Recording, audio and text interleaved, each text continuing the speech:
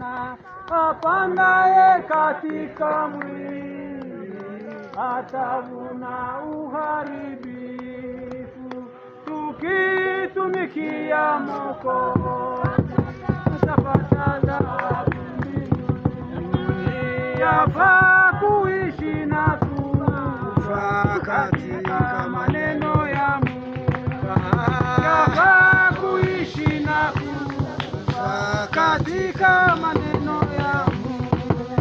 Kwa neema kubwa kabisa tumekubaliwa na Mungu.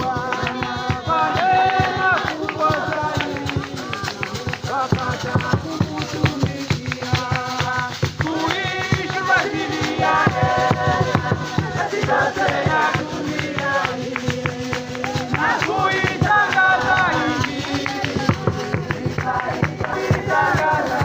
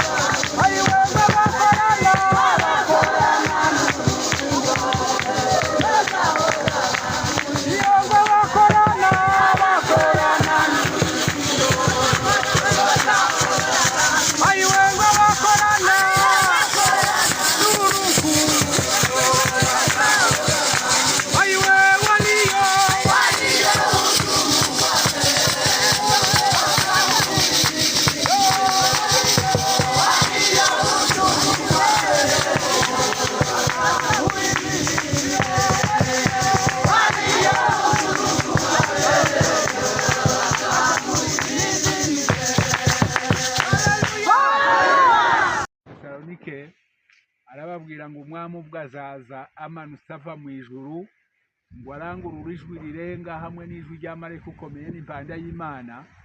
Aravuga ngo ubwo abapfiriye muri Kristo nibo bazabanza kuzuka, maze natwe abariho duhereko tujananwe nabo tuzamuwe mu ijuru gusanganira umwami.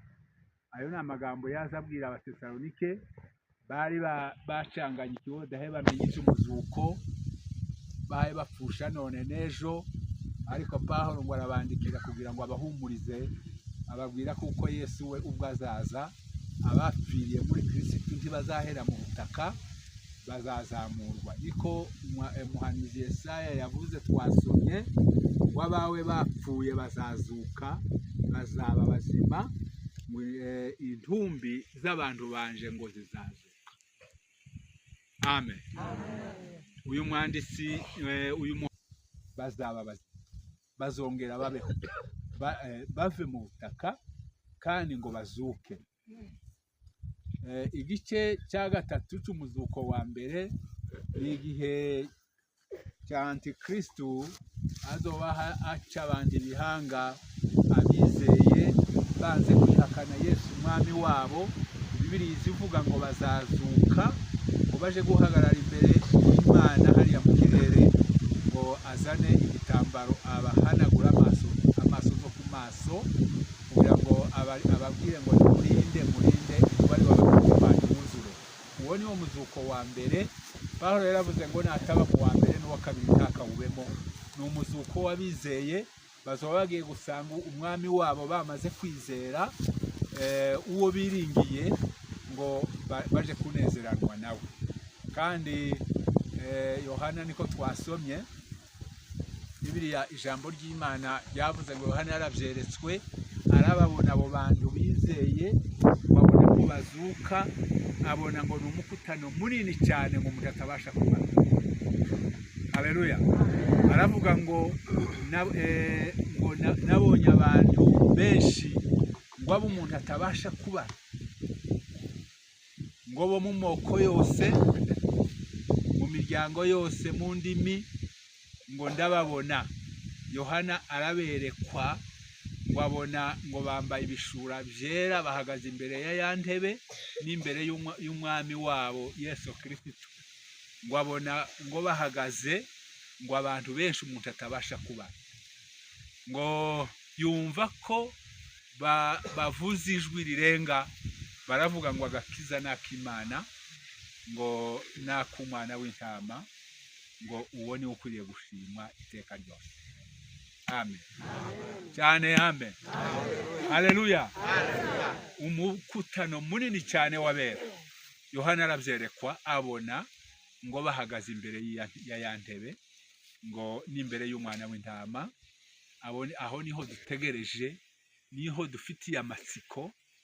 Tuzobana n'aba bene data bahaye badusiga none n'ejo, abantu tuba tumaze guhura twese abizeye bose baje gusanganira umwami kandi baje kunezeranwa nawe.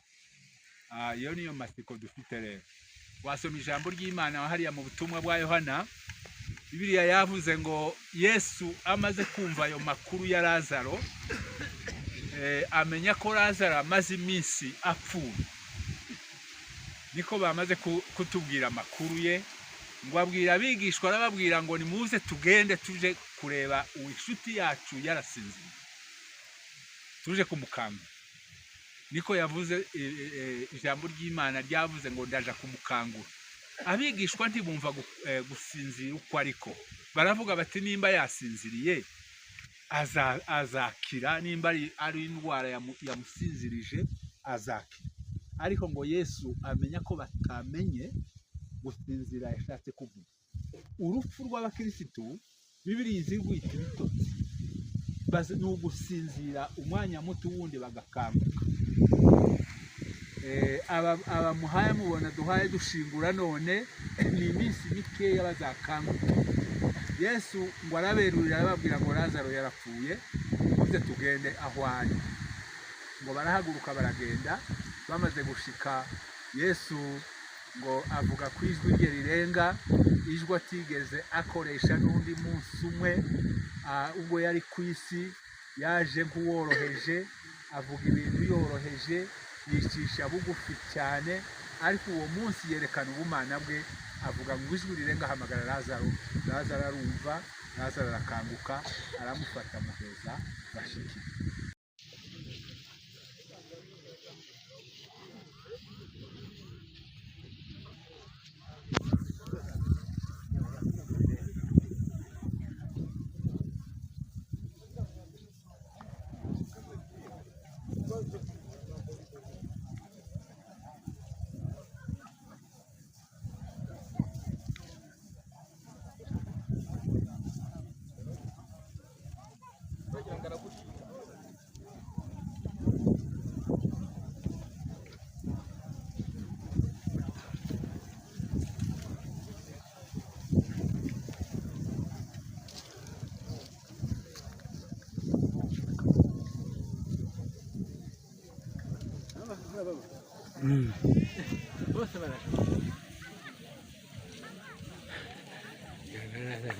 Meu povo é cheio.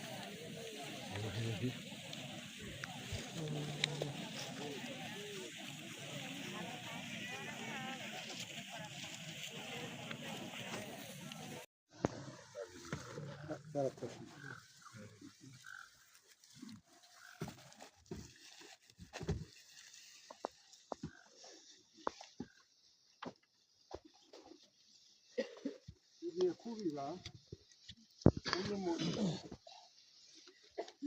ubibwa ari uwo kubona ukazazurwa ari uwo kutabona. Uyu mubiri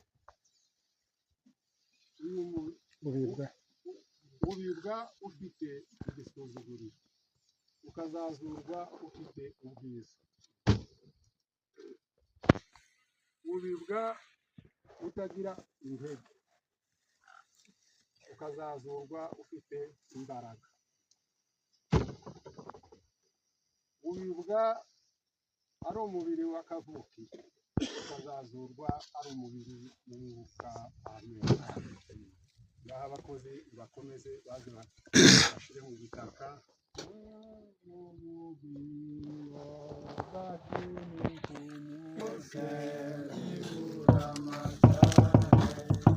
Iryo ni isomo uko niko abantu bafite umutwaro bijya muzatwirwa tuvuga ngo turabarwanashaka. Nimba uri umurwanashaka ibyo niyo tugomba gukora.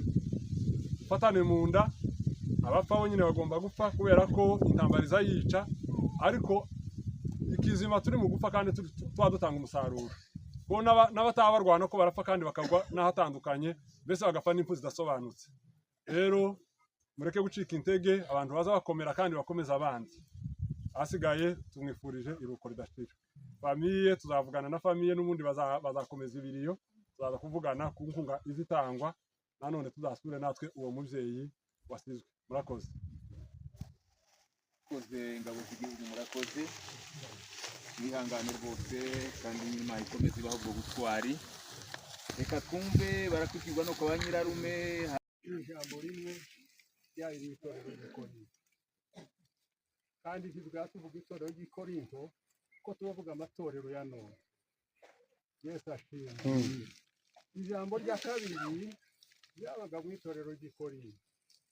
Bibiliya ijambo ry'Imana riza ritubwira ntibari bazi gutandukanya ibyo kurya byera n'ibitera, bizaterekejwe n'ibitaterekejwe, byose byari ikivange n'ubu ko birakorerwa mu makanisa.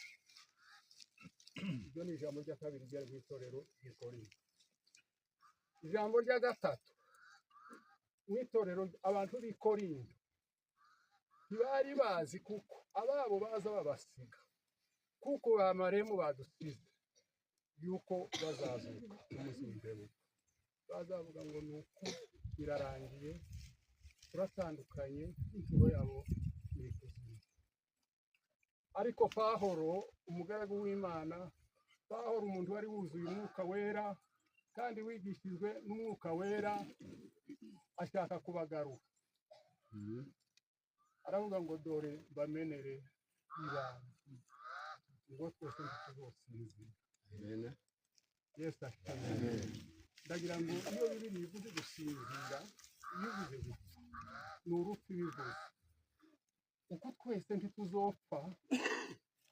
Yesu ashimwe. Yesu ashimwe. Aravuga ngo twese tuzahindurwa ngo mu kanya gatoya, ngo ndetse ngo nk'ako guhuza, ngo abapfuye aba bahakiza Imana ngo nibo bazobanza kuzurwa ngo butabona. Yesu ashimwe. Haleluya. Amen. Nibo bazabanza kuzurwa ubutabona, ngo natwe abazoba bakiriho, niko Bibiliya yavuze, ngo tuzahindurwa ngo tumusanganire mu kirere umwami wacu. Yesu ashimwe. Haleluya. Amen.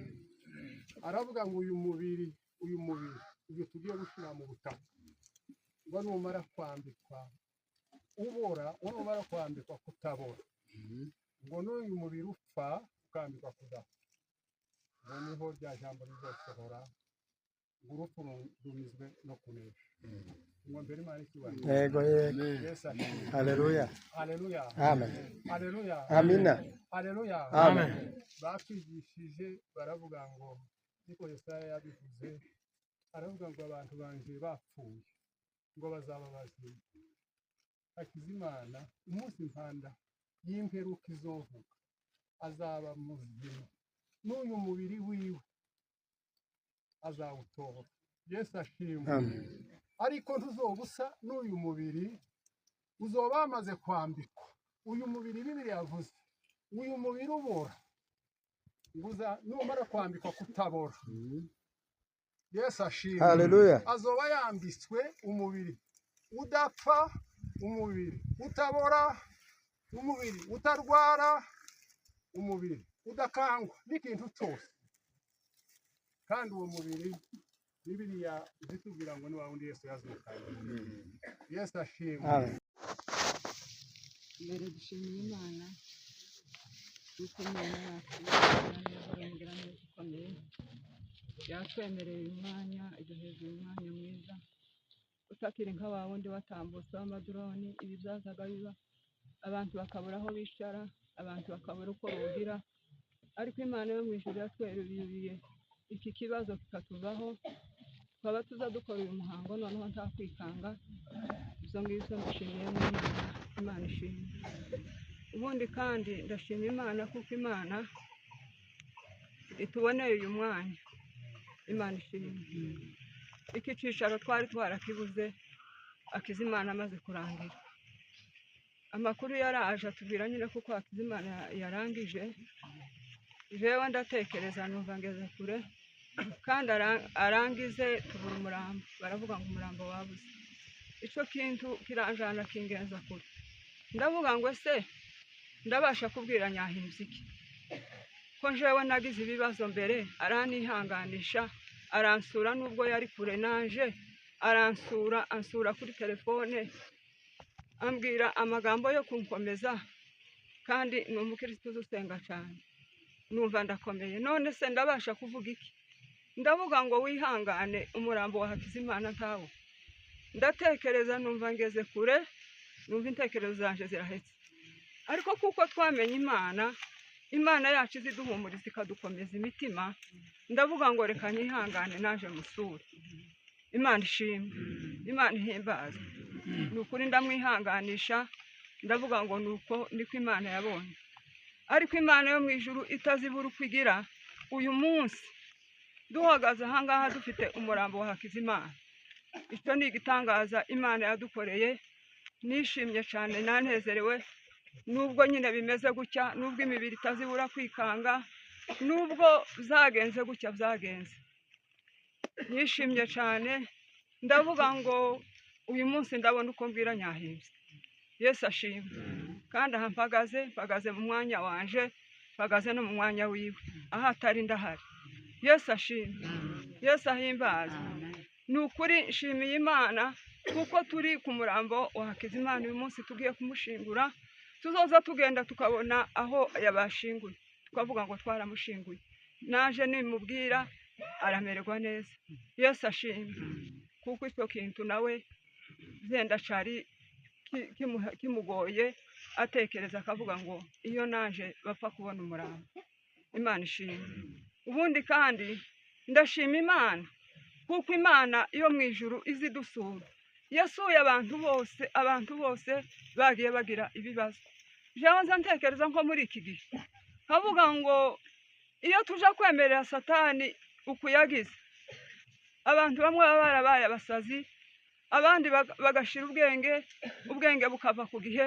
Ariko Imana yo mu ijuru yagiye idusura, Imana iradutaramira, Imana iradufasha, ikomeza imitima y'abantu bose.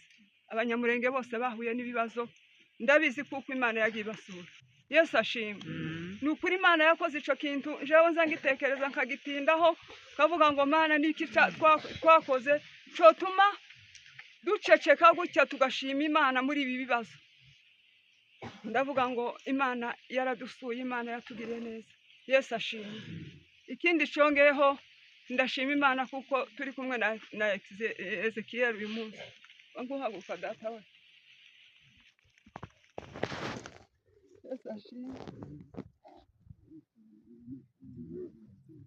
Ndashima Imana nagiye kumusura bavuye iriya yakomeretse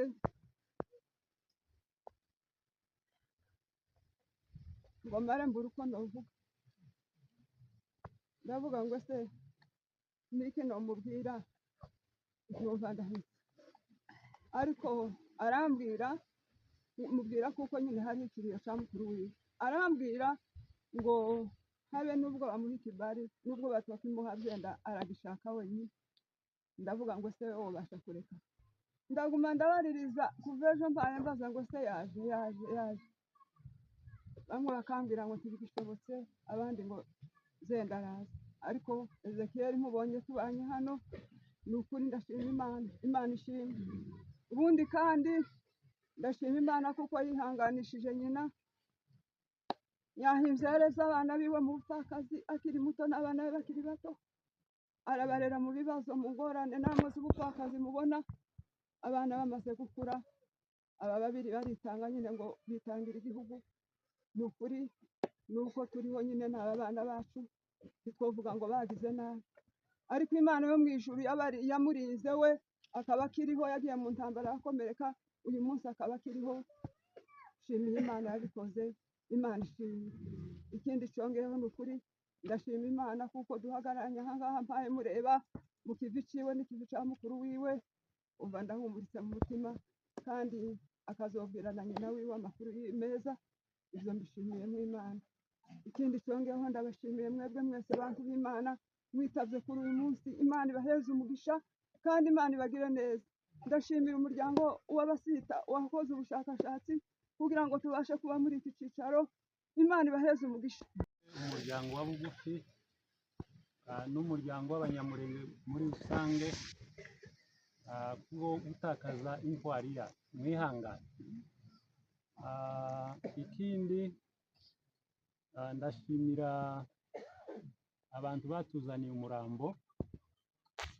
Urumva uyu mwana yaguye iriya ku Itwenzero ni kure, ibyiringiro bisa naho bishize ko uriya murambo tutazawubona kuko yari yaguye muri yaduye, ariko ejo bundi batubwiye ko umurambo wabonetse, kandi hari abantu bitanze mu basirikare no mu basivile bakaza kuwushaka. Abo bose turabashimiye, Imana ibaha umugisha. Uyu mwana nta menshi tumuvugaho kubera yuko tutabanye, ariko turavuga ubutwari bwiwe mu buryo bubiri. Uburyo bwa mbere, uyu mwana yari atuye Kenya, ariko biba ngombwa ko aza gutabara ubwoko. Muzi ko hari abandi basore bakiri Kenya bataragira n'ico gitekerezo, ariko kuba iwe yaratekereje kugira ngo aze gutabara ubwoko, turamushimiye byimazeyo, yarakoze cyane. Ikindi cya kabiri, yafashe iya mbere mu basirikare bagiye kubohoza Point0, kandi Point0 muzi ko mu mwanya Point0 yavuyemwo nicyo cya gihe cya gicu cyari aha ngaha cyari kitugose cyahise gihaguruka. Ikindi, nimba iyi mihana yaratashe Karingi, Karongi, Bidegu, Irundu, nuko aba bana bacu barimo bahakiza Imana bitanze bakamena amaraso yabo ku bwacu. Kuri ibyo turabashimiye, barakoze. Ubwo twavuganaga n'abari mu Rwanda tubabwiye ko umurambo wabonetse, izo bintu byabaguye neza, barishima, baravuga ati noneho twumvise ko imitima yacu iruhutse, kandi baratubwira ngo bazafata amashusho kugira ngo babereke uburyo tuzashingura uyu mwana mu cyubahiro. Hamwe n'ibyo ntabatindiye, mu rwego rwa famiye nanone twashoboye kubona inka zibiri, izo ngizo zarashitse mu muryango w'Agasita, ubundi umuryango hano wabonye ibihumbi 120. Murakoze. Murakoze ba nyirarume, murakoze, Imana ibahe umugisha. Aba nguyu murambo waje ndawujanyara kuri generali mugende mutegure. Nimutegura vuba nanje nzaba kuri ico kirimo, ariko nimutinda nzaba nagiye. Kubera nyine kuko ibiro byari byinshi ahita agenda. Shimira Imana nkavuga ngo shimiye Imana kuri ibi ngibi Imana yakoze, kubona umurambo w'uyu mwana ukaza ugashika hano. Uyu munsi tukaba tugiye kumushimira mu cyubahiro. Imana ihabwe icyubahiro. Icya kabiri nshimira Imana kuri uyu musore nguyu, nawe twavuga ngo yaraje nawe. Twagiye kumusura hari y'irundu amaze ndetse mwana niki ati ngo nawe yaraje. None umuntu agatinyaga kuvugaga, ese umuntu navuga waraje ati ngo yaraje nawe. Nuko none nije bamubwiye amakuru kuko mukuru we yarangije ntiyaranabizi. Nije bamubwiye amakuru ndavuga ngo nuko nta kundi. Kuri uyu munsi wa none turi kumwe nawe hano ku murambo wa mukuru we. Imana ihabwe icyubahiro. Ikindi nshimira Imana, ndashimira nyine umuryango mugari wa Gasita watubaye hafi nawo, bakomeje kujana nabo kugeza kuri uyu munsi. Twishimira n'umuryango wacu uri hanze bose aho bari. Hari akandi kantu kamwe nasize Colonel yadukoreye kubera amafaranga gutinda yiriza. Turagenda tamwe tuti nadushakiraga amafaranga, nabo yahise abikora vuba vuba. Ayo mafaranga niyo hayakora hano muri iki kiriro. Turagushimiye nawe wagize neza, Imana igeze umugisha cyane kandi nawe wahaze wikorera nyine. Dushimira abari hanze bose mu Rwanda, tubabwiye amakuru, turavuga ngo umurambo warabonetse. Barabyishimiye kandi barabyishimira cyane, ariko babaza amakuru mwawubonye. Twawubonye. Muri ibyo byose Imana yakoze, Imana yatugiriye neza cyane. Dushimira kandi habe na chef y'unguyu wabigizemo uruhari, tumubwira amakuru. None badutegurize uyu munsi, ateguze uyu munsi, nazo byari binagoye cyane. Ibyo byose mwakoze byose bari kugira ngo twese dufatikanye akababara. Dushimira Imana kubw'uyu munsi wa none. Aba bantu bose babaye hano turabashimiye, ni ukuri. Imana ibaheze umugisha cyane. Dusoza nta kindi twovuga. Dushimiye amakanisa yatwitabye, dushimiye imiryango yatwitabye, dushimiye abakwe batwitabye, dushimiye n'abandi bose babaye hano, dushimiye abantu batanze ibyabo ku bwacu. Ibyo byose byakozwe ntacyo twobahemba, ariko ngaruka kuri baturwaneho. Imana ibaheze umugisha. Uwo mutima mugira nta bandi bantu bawugira uwo mutima. Imana ibaheze umugisha, Imana izabagirire neza kandi Imana izabafashe muri byose. Imana ihabwe icyubahiro. Amen.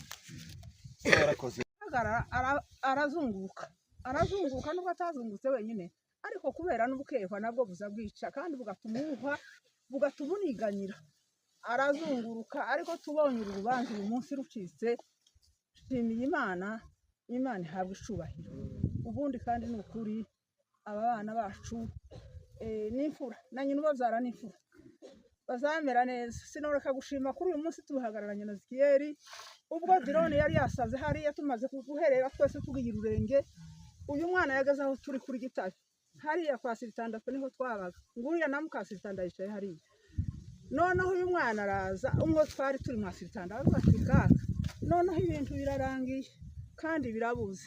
None turagira gute? Uragukurikira bariye. Araceceka. Ariko ni ukuri baratugejeje ubundi ngo yakomeretse turikanga.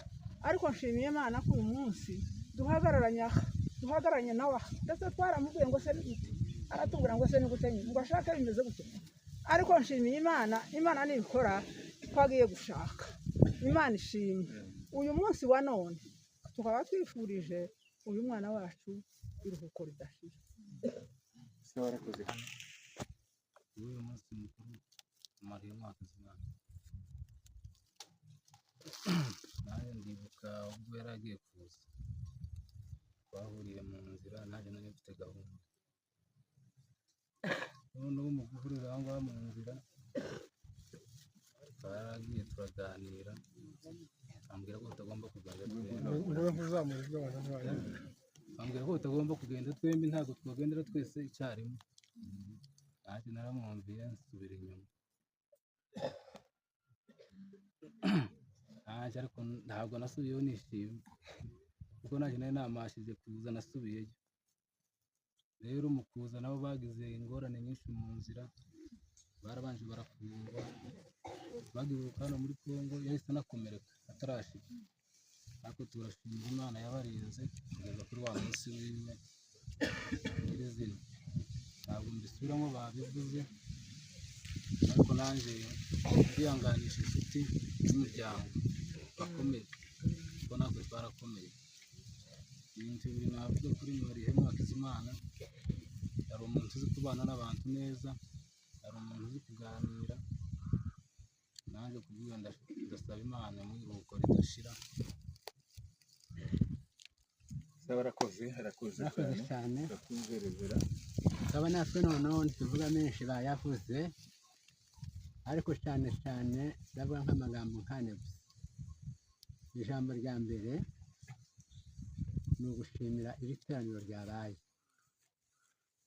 kubona uyu munsi wa none turi hano kubw'umurambo wa Hakizimana wari warabuze gushimira Imana shimira Imana muri iryo jambo ngashimira batwirwaneho uyu mwana yabaye mu rurambo cyane niho yabaye ariko mu minsi nko mu 2023 nibwo yaje araza amaze gushika hano yahise hara kwa se wabo Rugagaza ariko araza hariya mu Rugendo amaze kubashika nta kindi yavuze ngo yaje gushaka twarabimwemereye nk'uko twari tubishaka nyine yamaze ukwezi kose yicaye akagenda akagaruka ese kutazana umugore ati ngo zarubashaka nyuma yabwo nyine asubira aragenda ariko ageze iriya ashaka umwana w'abasizana aribo bagorora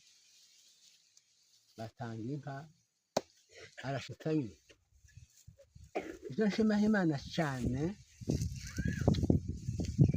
uyu mwana yari yatubabaje ise nawe yazize igihugu cyage cy'inkotanyi kandi twanamuhanze we yavuye iyo ngiyo mu mahanga noneho twatekereza Hakizimana twatekereza na se Gahushi bavuga ngo se ni gute byagenze ariko hamwe n'ibyo shimira Imana kuri batwirwaneho intambara zimaze kuba bavuga kuko yarangije dutegereza umurambo kuko aduye yari yabaye mwinshi ariko nyuma yabwo nyine aduye yamaze kuba mwinshi umuntu bapfuye mu kwezi kwa kabiri ku minsi 4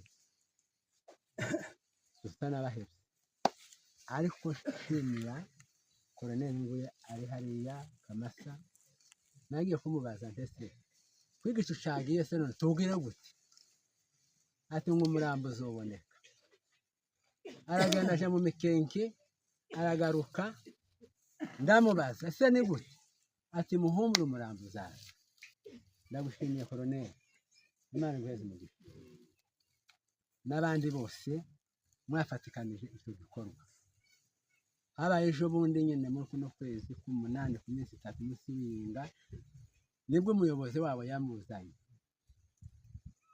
aramuzana avuga ati uyu wa murambo namuzanye cyamba bari nuko atabaye hano nabo bizima